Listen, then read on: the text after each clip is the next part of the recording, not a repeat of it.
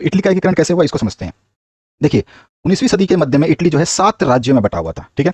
अगर हम इटली के नक्शे को देखें तो यहाँ पे देखिए, जो उत्तरी भाग था ये ऑस्ट्रेलियाई हैब्सबर्गों के शासन के अंदर था, और जो मध्य इलाका था ये पोप का शासन के अंदर था, और जो दक्षिणी अंतिम इलाका था ये बुर्बो राजाओं के शासन के अंदर था। यानी कि इटली के ये जो आपने एरिया देखे यहाँ पर इनका शासन था। लेकिन यहाँ पर जो आप देखेंगे सर्डिनिया और पिडमॉन्ट, ये दो जो प्रदेश हैं आप देख रहे हैं सर्डिनिया और पिडमॉन्ट, यहाँ पर विक्टर एम्यूनियल द्वितीय का जो है शासन था, ठीक है। इतावली राजघराने का शासन था जो इटली भाषा अच्छी तरह से बोलते थे, ठीक है। विक्टर एम्यूलियल एमेन्युअल द्वितीय जो कि इटली भाषा अच्छी तरह से जानते थे, जिसको इतावली भाषा भी कहा जाता था, तो इनके घराने का जो है यहाँ पर शासन था।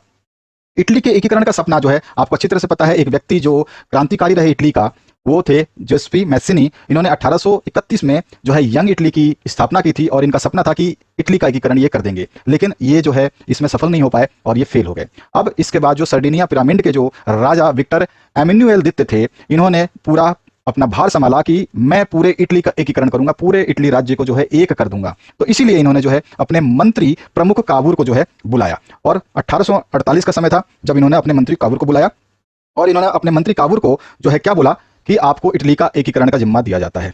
अब काबूर जो है ये क्या करने वाला था, ये फ्रांस के साथ जो है मिलता है, उससे चतुर कूटनीतिक संधि करता है, यानी कि फ्रांस को जो है कुछ ना कुछ बातें बताता है कि ऐसे ऐसे हम कर लेंगे, हम तुम्हारा इतना सपोर्ट कर देंगे अगर तुम हमारा इतना सपोर्ट करते हो। तो इस तरह से इसने चतुर कूटनीति संधि की फ्रांस के साथ, और फ्रांस को राजी कर लिया कि हमारे साथ जो है युद्ध में जो है आप सहयोग करें। और इसके माध्यम से इसने 1859 में जो है उत्तरी भाग जो ऑस्ट्रेलियाई हैब्सबर्ग के अंडर था, 1859 में इस पे कब्जा कर लिया, इसको हटा दिया, खत्म कर दिया फ्रांस की मदद से। अब इसके बाद बारी थी दक्षिणी क्षेत्र स्पेन में बुर्बो के राजाओं के शासन का अंत करना। इसके लिए क्या करा, इसने जो है जुस्पे गैरिबाल्डी नामक एक शख्स था जिसके पास अपनी खुद की एक बहुत बड़ी सेना थी, उसका सहारा लिया, उससे बात की और उसको अपनी तरफ आने के लिए राजी किया। और जब ये जुस्पे गैरिबाल्डी जो है प्रमुख काबूल के पास में आने के लिए तैयार हो गया, अपनी सेना देने के लिए, मदद करने के लिए तैयार हो गया, तो इन्होंने दोनों ने मिलकर के 1860 में क्या करा, 1860 में, 59 में तो वहां किया था, और 1860 केवल एक साल में ही क्या कर दिया, इन्होंने मिलकर के जो है दक्षिणी क्षेत्र में जो बुर्बो का राजवंश था उसको भी समाप्त कर दिया।